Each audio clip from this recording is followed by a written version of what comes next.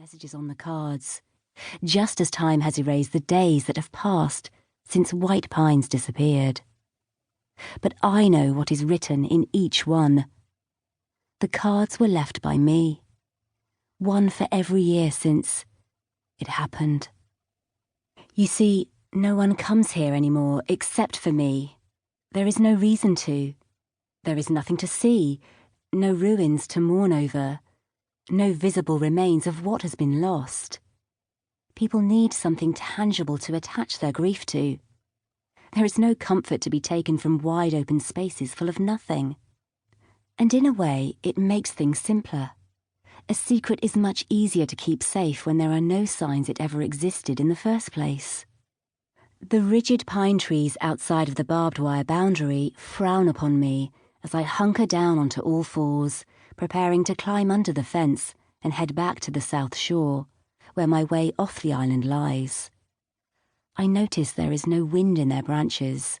There never is. I am, as usual, the only moving thing in this static, frozen landscape. I may as well be standing on the moon.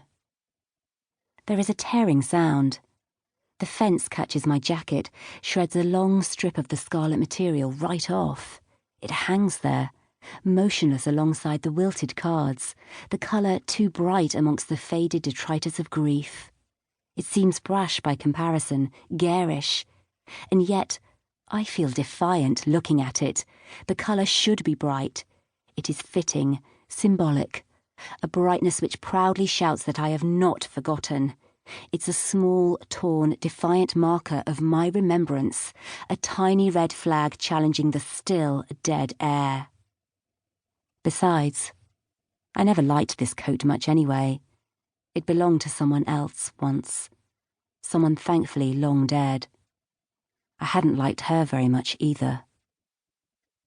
With effort, I free myself from the fence and stand up, panting.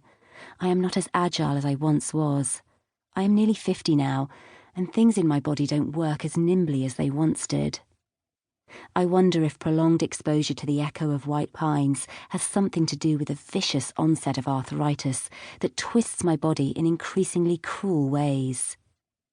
It certainly always seems worse after my annual visit. Or maybe it's the cold Scottish climate, or perhaps I'm just getting older and this is what happens. I pat myself down, making sure I've dropped nothing, left nothing behind except that single strip of red fabric on the fence.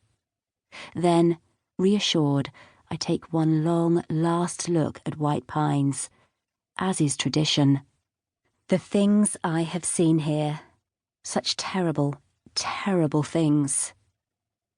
As I think this, I see movement on the scorched soil. There is a flicker, a change in the atmosphere, a familiar break in the static, like a light blinking on in a darkened room.